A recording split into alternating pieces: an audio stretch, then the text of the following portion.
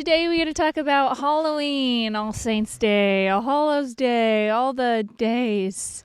Really just Halloween is how we know it by today, October 31st. We're here, a beautiful day in October. We're going to talk about, did we celebrate Halloween growing up? What are we doing with our children now that they're getting a little older and they're a little more aware of the holiday? And why not we choose to do this. We do have a previous episode that we recorded 2 years ago, which we will link in the description notes, and you guys can see if our opinions have changed at all. But yeah, I'm excited to dive in today, and we have some different things to share. So if you enjoy this episode, give it a thumbs up. You guys know what to do. Leave it a rating or a review, share it with a friend, and we'll catch you on the other side of the intro. The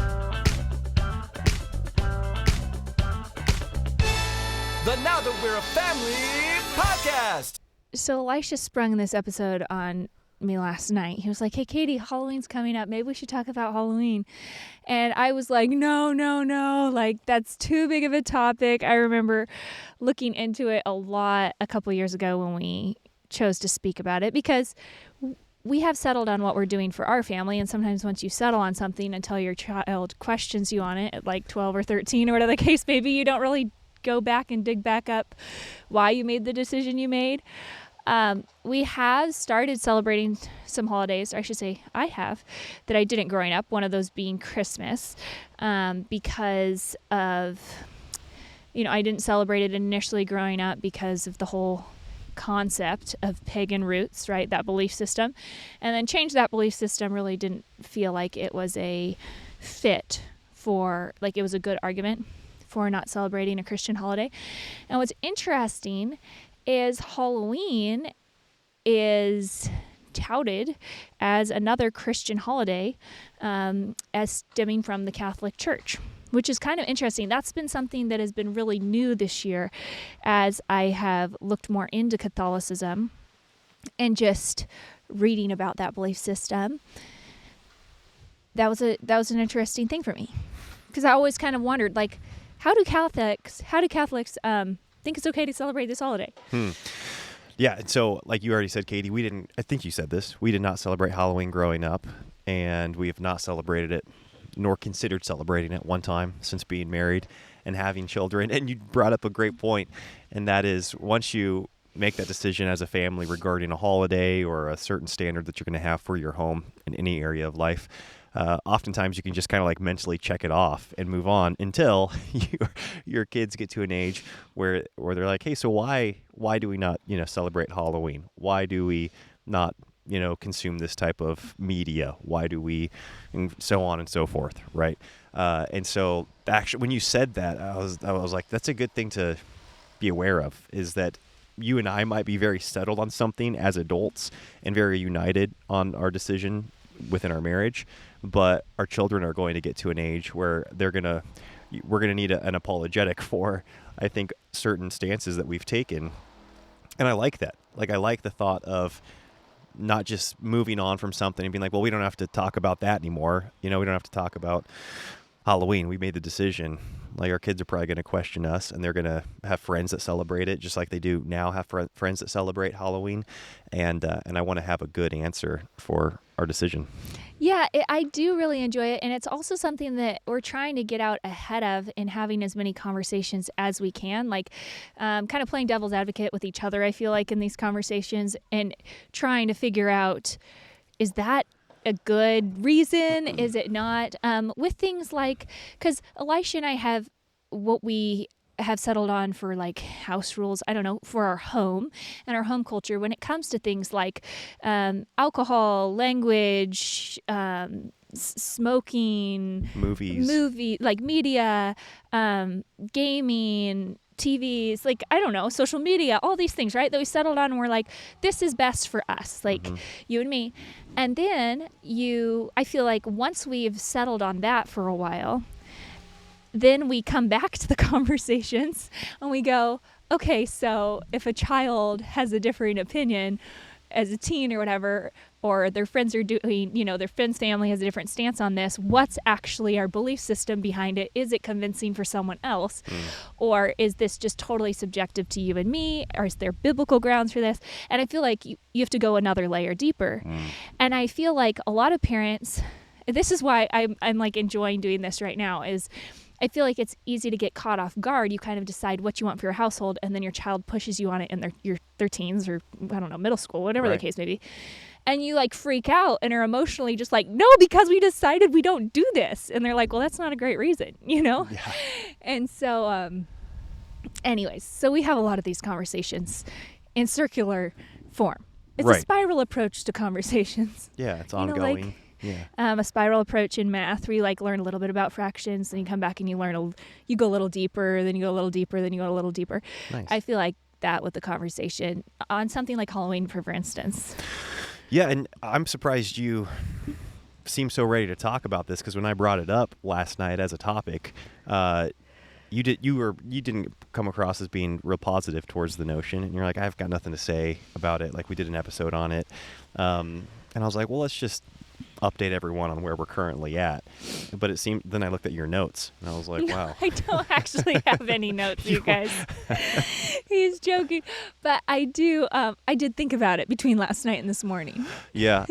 I again, I'm sure with many things there's like the big picture perspective you can take on it. I think we mentioned this in the first time we talked about it 2 years ago on our podcast, and that is the childlike response to some of the decoration that we see, that we actually see far less of now that we live out of town. We live in the country, and so we see very little Halloween decoration, and yet when we still see it, the kids think it's evil. They think it's dark. They think it's scary, obviously. Even wicked. And so if that's like the knee-jerk response from a child, I don't want to, by any means, endorse that or encourage them to like, hey, get over it. It's, like, they're just skeletons. They're just vampires. It's just a witch. It's just, like, their sensitivities, I think, are telling as to what, like, I'm not saying, okay, that's what everybody's celebrating evil when they're doing this, but that is, in my mind, like the surface level. And the same goes when you see the advertisements change, right? When all of a sudden YouTube ads or movie trailers are just these, like, in my mind, horrific concepts and terrifying features, with terrifying content around this time of year. You're like, that is just the general sentiment towards Halloween. Like, that's how people in general view Halloween. That's how they celebrate Halloween. And again, I get there's the Christian family that dress their kid up as, like a fun pirate, or the daughter as a princess. And they're like, this is... But then are you celebrating Disney, Yeah. Which is also glorifying evil. evil. So anyways, I think that's like our big picture, zoomed out. Yeah. Not saying that that's the most layered and thoughtful defense of why we don't celebrate Halloween, or even, a reason for others to not celebrate Halloween. That's just how we view it generally. And I'd say that's how most people within our circle view it. And so that perspective is not really challenged. We go to people's houses and they're not going to have their children, dressed up as zombies. And just like they're probably not going to be watching zombie movies throughout the year anyways, right? Yeah, so at the very least, we don't want Halloween to be a glorification of evil, which is what, for better or for worse, it is culturally here in America. I'd say for worse, yeah. For worse, that's what it is. Yes, for worse. Or at best, I should say, is what it is here in America, is just a glorification of evil. And it's an excuse for people to glorify their sexuality in an evil way, to glorify demonic and satanic things in an evil way.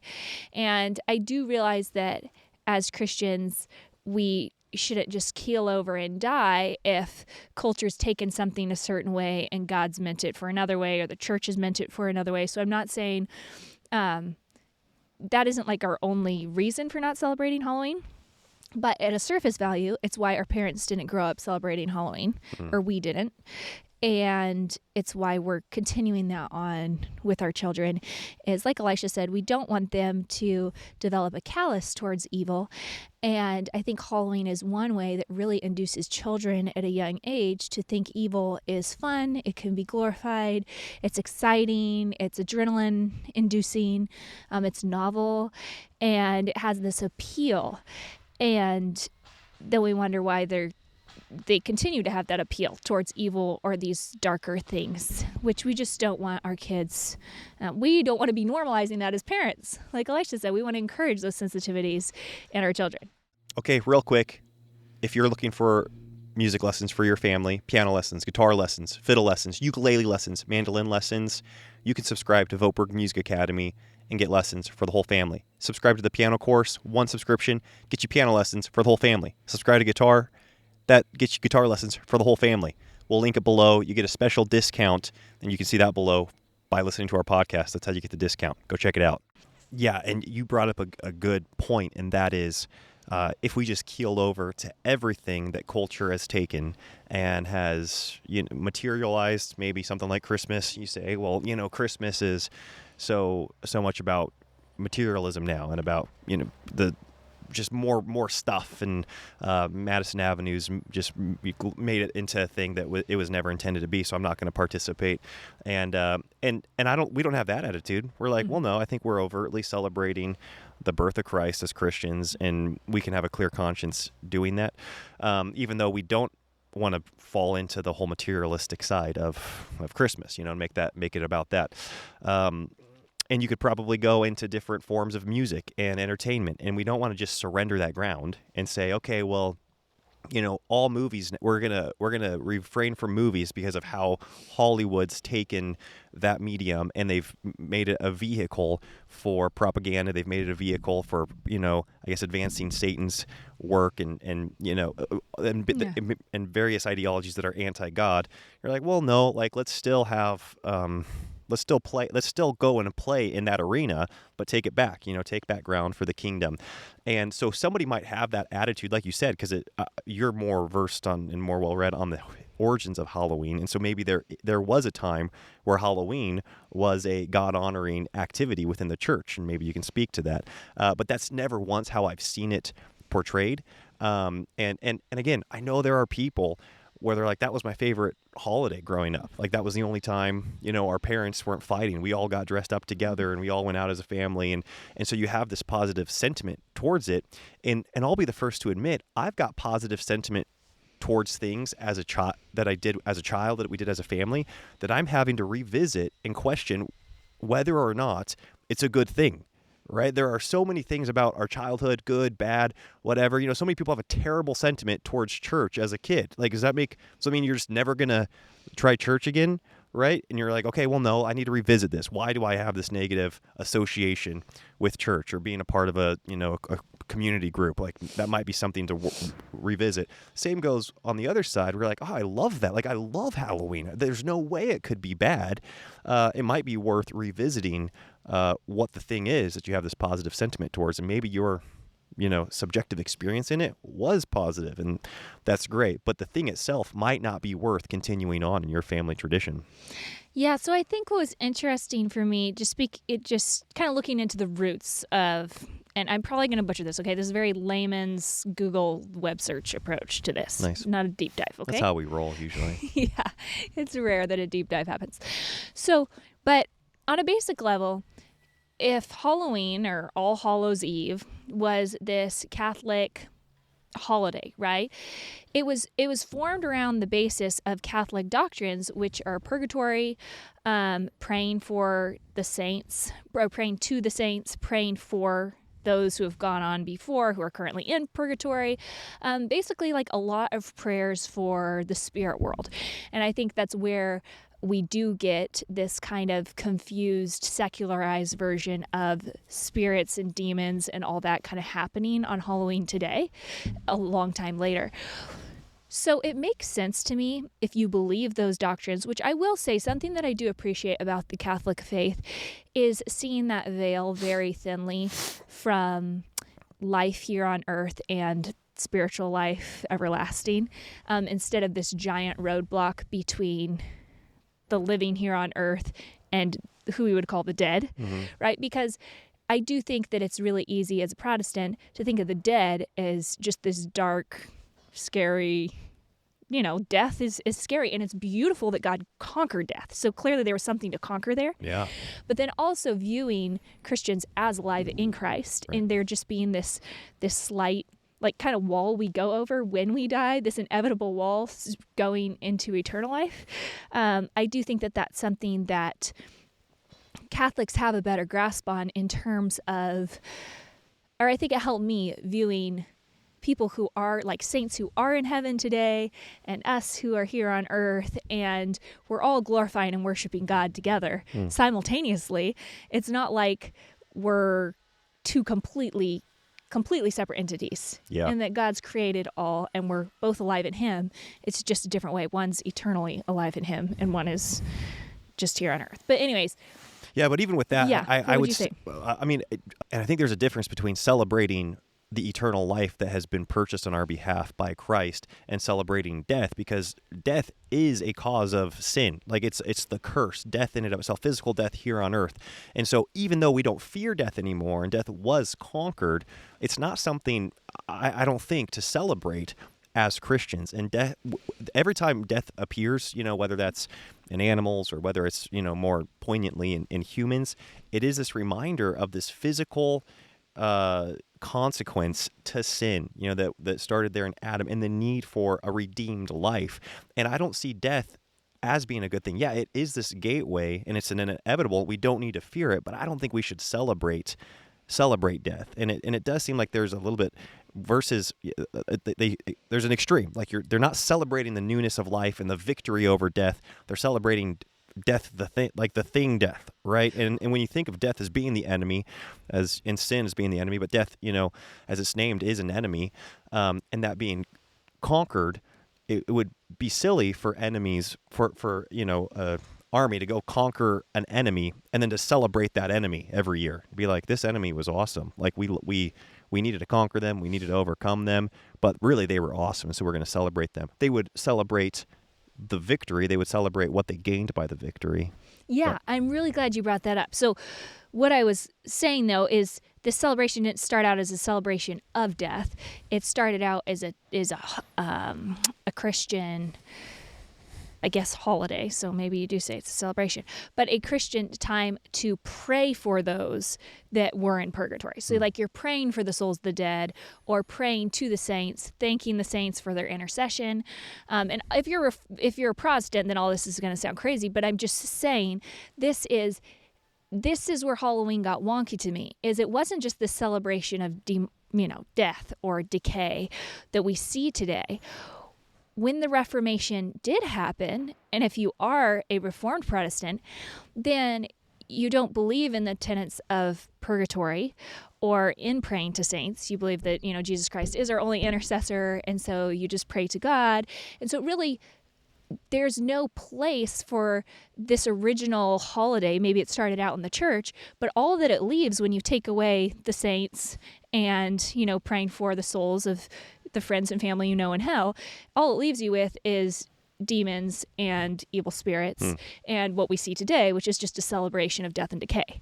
And so I think that's really the breakdown for me as a Reformed Protestant. I don't believe in those doctrines, and so there's nothing in it for me that is Christian about Halloween. Yeah, because there's nothing in the spirit world that is anything but creepy in terms of not God's angels or things like that, but there's nothing to pray for, nothing to do on a spiritual level like you would if you believed in purgatory or in praying people's souls out of hell or things like that. Does that make sense? I'd say in that particular way, there's nothing to do on the spiritual level, because obviously in that way we fight not against flesh and blood. We're in a spiritual war every day. So that was a little too broad of a statement. Yeah, but we don't believe in purgatory. We don't believe in praying our ancestors or saints that have gone on before us out of hell. And so it sounds like that's a lot of the roots of Halloween. Yeah, that was the healthy element of it, I guess. That was the Christian part, right? The Christian part was, hey, this belief system. And I'm not knocking the belief system. I'm just saying that Elisha and I don't subscribe to this, so there's nothing for us here. Yeah. Is praying for... There is a redemptive quality to praying for people's souls, right? And to praying in general. But it's appointed unto men once to die.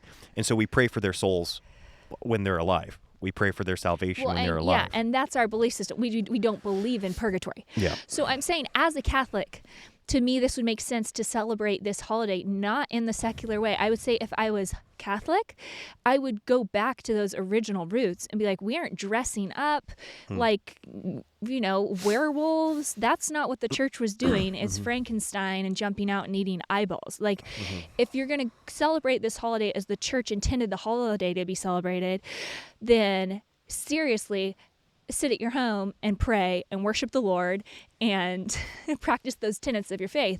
As a Reformed Protestant Christian, there's also nothing in secular Halloween as it is today for us at all. And if you don't believe in those doctrines of purgatory, then there's nothing even there for us. So it's just straight up, there's nothing redemptive about this holiday.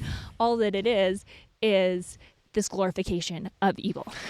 Yeah, I agree, and clearly we are very aligned in that stance. And it's funny. I was talking to one of the husbands of a gal that attended the Wellness Collective. There was like 10 guys there, all between the 2 days, and so I made a point to connect with each one of them. You really liked all of them. Oh, they were all awesome. Are you kidding me? Like, these guys are great. But he was talking. Halloween came up somehow, and he was just talking about how there was a new believer at their church. I'm probably going to butcher this story, but how I remember it, that had come out of a country that where there was a lot of witchcraft practiced, and they're here in the States now. And there was like a harvest party or whatever, Halloween party that the church put on, and it was like the pastor's kid dressed up. Or no, the pastor's wife, I believe, dressed up as a witch for the part, right? That's so she's so a new weird. Christian. This gal coming out of the culture that had a lot of witchcraft. She comes to America. She got saved at some point. She's in America. I think they're in Long Island, New York, or something like that. And she goes to this harvest party, and there's her pastor's wife dressed up as a witch. And she's like, "What religion did I just join?" Right? Like I thought I put my hope in Christ, like the one that conquered death and sin and darkness, and he is the father of light, and here we have this leader in the church really like promoting, Really confused. really promoting something that we all would agree is evil. Like you don't celebrate witches, right? You probably don't go full Martin Luther on them, but you don't celebrate them either. And I think that happens time and time again. Witches with witchcraft with witches, but same thing. I brought up vampires or zombies or whatever other characters that are popular right now in Hollywood that kids gravitate towards, where you would say that's not a good thing to celebrate, right? And I'm sure there are levels to various things, right? Like where, like Darth Vader, even though he's the villain and he is the antagonist in the story, it's like, well, that seems a little bit more innocent, right? And then you're going to be talking like, okay, well, so at what point do we draw the line? And are kids ever playing good guys and bad guys, right? When they're playing make believe, and I'm not saying that there isn't some nuance when it comes to those things, but I think there are things that, like for instance, the witch, where you're like, nah, we're not dressing up as a witch, as an adult and celebrating that. That's celebrating Satanism. It's like the power the witch gets is from Satan. So that's directly opposed to God. So like we just aren't using our brains in regards to this holiday, honestly. It's been so grandfathered in that we dress our kids up with blood coming out of their mouths, and like they look like they were beat. Like I see so many kids, especially I used to on Instagram, where it's like they have like, oh yeah, their parents are doing this makeup where they just have like dark rings around their eyes, and like why do you want your kid to look like they were abused? Do you know what I mean? Yeah. Like, why is this? Nothing in this is beautiful or holy, or again, even if you're going to go back and claim Christian origin, has anything to do with Christian origin anywhere. Okay, so we need to get rid of all this junk. And if you're going to sit in your home and pray, great, sit in your home and pray. But like having your kids dress up as characters on any level, to me, is partaking in something that is glorifying evil. Because yeah, say your kid's dressed up as Cinderella and the other one's dressed up as a vampire. It doesn't matter. They're both dressed up Fall is here. A lot of us are kicking into new systems and routines, and the Get It All Done Club is for the woman who wants to stop drowning in motherhood and wants to start thriving. If you want to have more free time to do the things that you love to do and become more efficient at the tasks that you have to do each day, join the Get It All Done Club. There's thousands of women who have been through the program and who are currently in our private community that is off of social media. I'm in there monthly, live, answering your questions, talking with you guys, adding new content monthly. If you would like to get a little taste of what I teach in the Get It All Done Club and see a behind the scenes of what the program actually looks like, I do have a free masterclass for you guys. It's linked down below, and it will teach you how to have a more peacefully productive home this week. And participating in the same thing, the same holiday. And so for us, that's a big reason why we've chosen, we don't do harvest parties. We don't do, we aren't trying to like substitute this holiday. Something I do think that is really important, because again, it's like doing the exact same thing, just like at a church. So just to me creates more confusion. I went to one harvest party growing up, and my dad was like, so upset we did it. He's like, we're never doing that again, because we did. It was confusing for me as a kid. We didn't celebrate this Halloween holiday. Everything I saw everywhere was gross celebrating it. And then we got dressed up as these princesses. We went to this harvest party with some friends at church, and we trick-or-treated at the church, and we're there dressed up with all the kids who were all dressed up as everything. Yeah. And it was just kind of like, why are we doing this instead of the neighborhood? Like, is the neighborhood evil? Right. Or is, it was like, is the church making this holy? Like, what's going on? Yeah. So I know I've talked to a lot of people that have such a positive association with Halloween that they try to, they've found a way for their families to celebrate it in a way that they feel like they can have, a clear conscience, and it's wholesome. And I've heard different variations, and I think that's great. And I think it's really easy for us to sit here and be like, we're not doing Halloween. We didn't do it growing up. Like, now that we've got children, we have no desire to do it.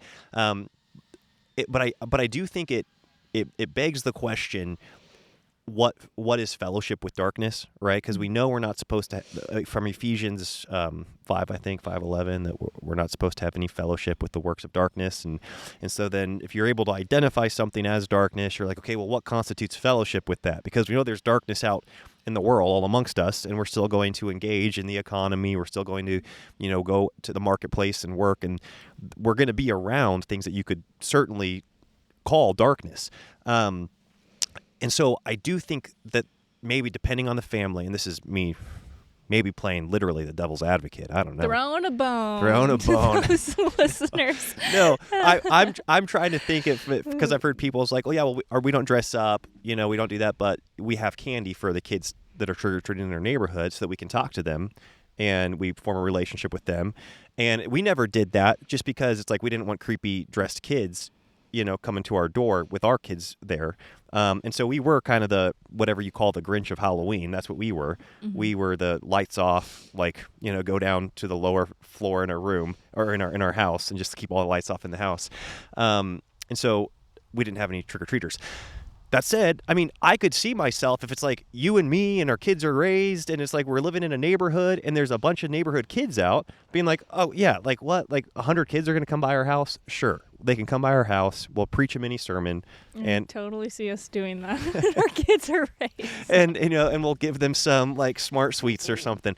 Excuse me. But no, I'm being serious. I think that there are people that it's a wonderful time for evangelism. It really is. And it might sound like compromising. You're kind of like, oh man, you got to stand on principle. I love the story. We just got to that part in God's Smuggler, Brother Andrew, where he was broken down. He had to stop and ask help at that pub, and he had made a commitment to God to not drink any alcohol because of his association with it, because of his background with it.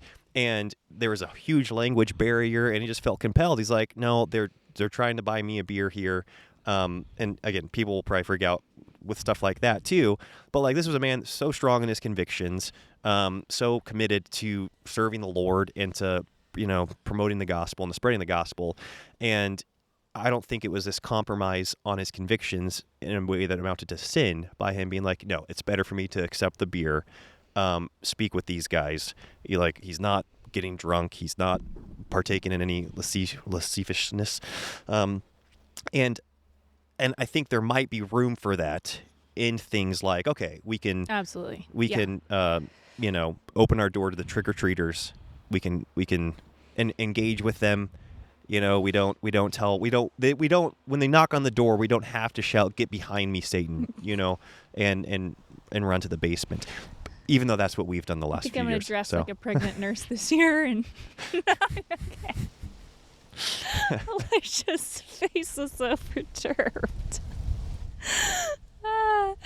Okay, so the thing is, though, yes, there's always room for the Spirit's leading your family, leading you, and being like, hey, I am going to use you in this holiday this way to glorify my church and glorify myself. And the last thing we want to do is be like, get in the way of the Holy Spirit's leading in your life. We're just saying the convictions that we've come to as a family, what we're teaching our children, and what we see as the foundation of what we're doing going forward. Not that there won't ever be a deviation if we feel like the Lord's calling us to deviate. I will say it took me off guard that Elisha mentioned this last night because of where we've been at, I've just been able to enjoy the glory of fall and the beautiful colors and not have any creepy creepers. Yeah. Like, dude, our old neighborhood. And it's just been a real blessing. It has been. It's a gift. It is. And that, again, is just such, I think, an unfortunate thing about Halloween. October's such a gorgeous month. It is. It's beautiful. And we get to enjoy just the natural beauty, inhibited by nasty skulls and and demons floating around people's roofs. Because that was even our old neighborhood. We had these tree-lined streets that were gorgeous in the fall. The leaves would turn, and it was just a picture. I mean, everybody would be taking their pictures on this street. And then, like, every 3 houses they've got huge spider webs coming off the top. You know, they've got cut off hands. Yeah, cut off hands hanging out the window, blood. You're like, man, that's really not helping the aesthetic here, because it's so beautiful apart from those things. And that's so clearly not Christian. If we look at Philippians 4 and we see we're supposed to focus on whatever's true, okay, maybe some of that's true, but honest, lovely, worthy of good report, worthy of virtue, worthy of praise. I'm missing other ones in there, but there's just no room for, and also this creepy horror stuff is something that delights God's heart. Yeah, and I think that's where the line might be, okay, maybe different for everyone on what constitutes celebrating something, or even having fellowship with something versus acknowledging something or learning from something. Okay, because like you take the Philippians 4 filter, as your dad says, or that Philippians 4 passage. I think we are to have that when it comes to what are we meditating on? What are we like leaning into, so to speak? Because there are going to be things that maybe don't fit that filter when it comes to just learning about history. It's like there are things there's things in the Bible that don't fit that filter, actually. There's things tons of things in the Bible that don't fit that filter, but you're learning them, but you're learning about them, and you're, I guess, engaging with them from the perspective of like, no, we're not celebrating this. We're celebrating Christ's victory over sin and darkness and evil. And we're not like stewing in it. And again, I'm using a bunch of words that don't have that much, I guess, like definitive meaning. And that's where I do think you have to decide, like, okay, is me, swinging through Starbucks and grabbing a coffee actively supporting Planned Parenthood and therefore actively supporting abortion and the murdering of children. And that's going to be, I think, a little different in everybody's conscience, right? Because on some level, it's like we all live in a country that endorses, less, I guess, than maybe it endorses abortion. So you're like, okay, by me paying taxes, am I then, supporting the murdering of babies? And I sounds like I went to an extreme example. Well, you're bringing up a lot of points. Yeah, but that's why I do think, I know we did the whole episode on like, man, should we support Target or shop at Target or buy Starbucks? And again, I think it's like, depending on the day, it's like, no, like for me, it's just kind of like, I don't feel good about this anymore. Like if there's an option to not do that one, then I'm going to do that one. Then I'm going to do the better option, right? The one that's supporting. The convenience factor weighs in on the ethic. Yeah, I was going to say, at what point is the option right to support abortion? You're like, never. Like that's always the answer with that. And so I guess in regards to what is engaging with Halloween on a level, where you're not endorsing it, you're not celebrating death and sin, and Well, yeah, and that's where like participation is endorsement. I agree. In our world, participation is endorsement. And so what I'm saying is, though, is participation giving the kids candy at the door. Oh no, I don't. How's that not participation though? And so, I'm with you. I don't want to dress up. I don't want to decorate. I also don't believe in giving your kids candy. So there's just all kinds of violations in my view. But so that's one reason we don't do that too. I just like the whole thing's just messed up. But then there's things like Reformation Day. I guess there is something I want to talk to, because something that we get asked most often is it's not parents that are wanting to celebrate Halloween. They do feel like they don't want to celebrate Halloween with their kids, but they're worried that their kids are going to miss out on this childhood fun memory. And they're going to see all their friends doing it, and they're going to one day turn around and resent their parents and be like, you didn't let me do this fun stuff. It was totally harmless, and you cut me out of the good stuff. And I do feel like we grew up with friends, I know we did, who, for whatever reason, the way their family culture was in their home or whatever, they got to adulthood and they turned around and they looked back, and all they saw was a set of rules and all the fun that they couldn't have. And Elisha and I didn't have that experience. Both of us don't look back and wish we had gotten to dress up. Right. And we both are pretty creative dressers. Like that's both, not like right now, but like dressing up, like we're both creative people, and dressing up is both down our alley. Like Elisha has had some very creative costumes over the years, probably scarring costumes. Oh, I thought that was just going to stay between you and me. No, they've been public. So unfortunately they can't, especially before we got married. He liked to shock people, and I feel like I really like to dress up and have a flair for the dramatic. Okay, so it wasn't like this holiday wouldn't have been fun for us. Sure. But I think that something that our parents did really, really well was saying, hey, this isn't just like a subjective thing from our perspective. This is what we get from reading scripture. This is how we're going to follow God in this way. And then the other thing was we did so many awesome things. We did so many fun things as a family. And maybe if Halloween has been your family's favorite holiday and you're in a transition out of that, celebrating Reformation Day and having a bunch of friends over, and again, doing something totally different, but having some kind of feasting or something on that holiday might be a easier transition on the kids if they're looking forward to doing something every year, to have a replacement.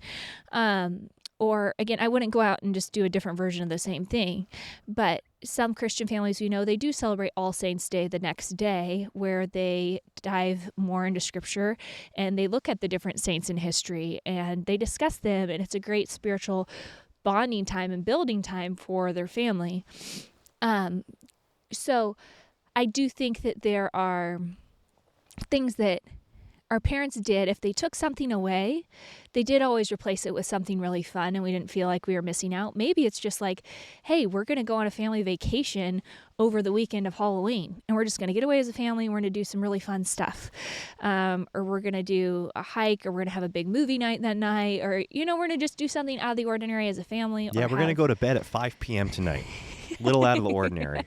Okay. That's what Elisha and I do on New Year's Eve. We're like, our kids are like, what are we doing for New Year's Eve? They're all pretty little, so they aren't going to stay up anyways. And we're always like, man, we're going to bed on New Year's Eve. One of these days we'll have a party. But I agree with everything you said, Katie. And that is something that, even how you opened, considering that we're going to have some explanation for some differences that we've implemented in our home, that different than culture, and then different even than other Christian friends. And I think Douglas Wilson says you want your home to be a place where it's required to think, something along those lines. That's and good. We want to promote thinking in our home. Our kids being, so why don't we listen to this type of music? Why don't we celebrate this holiday? Why don't we watch these movies? Why don't we dress this way? Why don't we consume these products? We don't just want to be prepared for those questions. We want to encourage those questions and be like, oh man, I'm glad you asked. Yes. And then engage in the conversation. And it is interesting, whether it's looking back to the different groups that we were a part of growing up, or even parts that we or different groups that we are associated with now, where there is just through tradition, various standards that have not been questioned, and people do it just kind of with their heads. They almost like they turn their brain off almostly. They're like, well, we just do it. Okay. This is what we do. And then inevitably the kid comes along in that tradition. It's like, why do we do this? And they're like, don't ask questions. And that kid's going to more times than not rebel and be like, well, that sounds awesome. I'm going to go do that thing. If you don't have a good reason why I shouldn't go do that thing, I'm going to go all in.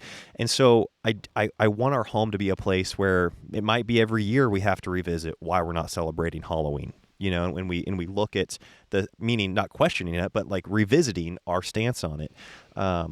But I will say that this one has been something that I don't think we will, honestly, because it's just so overtly evil. And we're just teaching our children everything. Like, yes, we have to engage with evil, but it's never something we enjoy participating with. And we're never in participation with evil. I guess that's it, too. It's like sometimes we have to engage with it, but we're never in participation with it. And so, like, this wasn't something, I got this at 6 years old or 7 or 8 or whenever we went to that harvest party and we never did it again. And I never questioned it. A lot of my friends celebrated Halloween growing up. A lot of them also didn't. And I think that was something that was so cool is my parents did find that those peers to support the belief system that they had. And that's not possible in every single culture, but it is in most, especially here in the West. To find friends who are going to help support those belief systems. And so it just wasn't an issue. And even like to this day, like our kids currently, I mean, at 7, 6, and 5, they would think dressing up was fun. They like getting costumes when we dress up for a costume party or something like that. But they just don't push us on it. And I really don't see a lot of that happening because to me, this is a pretty self-explanatory holiday. Unless you grew up really thick in the tradition of the Catholic Church, and then maybe you have to sort out, okay, what here is in line with Christianity and what is just secularism that seeped in. Because I don't think that even as a Catholic and believing those doctrines, you can celebrate the secular version, the commercialized version of Halloween that we see today, and have it be glorifying to the Lord. The popularized version of Halloween is evil and wrong, anti-God. And so as Christians, our day has to look different. Right. Yeah. That's how it's a testimony. Is it just has to look different in this area. And I mean, this is how I see it. Maybe I might be wrong. But yeah, that's just sure. how I see it. But we know we're a peculiar people. Yes. Set apart, and that's going to show up. Like that's going to be it's going to be apparent more times than others. And maybe that's one of those days where it's all the more apparent that we're a peculiar people. Just as it's more peculiar it shows up more when you're engaged to your fiance and you're not living together. Like it's more obvious in moments like that. We're like, no, we just do this different, right? And so that might be one of those times where it's like, yeah, it is a little bit more obviously peculiar on this day than maybe other times. Yeah, so that's what we have for Halloween this year. I don't even know what we're going to be doing. We haven't come up with like something we do instead. Like Elisha said, we usually just like go to bed early. I am grateful though that we live in the country now. Like we rarely go into town, and that's the only time I remember that it's coming up. Yeah, right? are you like, we just were at a vacation rental, and so we turned on the TV, which we don't have a TV here at home. Yeah. And we're like, and everything was so creepy. Yeah, like all the commercials. Yeah, and stuff. all the commercials, and I was like, oh my goodness, it's Halloween. That's right. It was tough because I was watching a football game, which was fun, right? After it took us like 48 minutes to figure out how to get the TV to work, as it always does when you go to those places. And you just think, oh, this is going to be fun watching a football game. And then there's so much, junk on the peripheral. I feel like that's always how it is on television, though. Yeah, that's the unfortunate thing about it. But anyways, so we're just going to be out here. I don't think we're going to get any visitors to the tent. We might give them... That would be extra creepy, honestly. Yeah. Like with where we live now, if we got trick-or-treaters. If they were here in the middle of the night. You remember, oh my word, you remember last year? Oh, that's right. We did talk about that one time. I almost Yes. shot an Amazon delivery man. Okay. Yeah. He didn't almost. Okay, don't anybody freak out. But his heart rate was up there. Well, it was too late at night, in my opinion, for somebody in an unmarked van, like panel van, to be pulling up to your house. With a gas mask. Yes, no, he didn't have a gas. Elisha, yeah, he did. I was like, he did, didn't he? No. That's how Elisha was picturing Yeah. him. He had a headlamp. But he had this headlamp on, but that shadowed his whole face. Well, it was freezing too, and so he did have Everything up over his neck mask up over his nose. And he didn't have like a package in his hand when he first presented himself. No, he jumped out of the car and then ran around to the back, and Elisha's like, Yeah. a bunch of guys are going to jump out of the back. Well, this was right after Hamas, the terrorist attack, the that's Hamas right. terrorist attack in Israel. And there was all this chatter of there was going to be more attacks coming here in the U.S. What? More attacks? Hamas was more attacks. More attacks I see. were coming. They were saying. He declared like a day of terrorism. Yeah, or that's what it was, a something day of random. reckoning or something. And so I was already a little keyed up, and had extra magazines like in all my pockets. And so I was ready for it. Anyways, if that does happen here at the tent, that's... Yeah, don't come to our house on Halloween in the tent. Actually, that's a really bad idea for you. Folks, thank you all so much for listening. We'll talk to you next time. Bye-bye.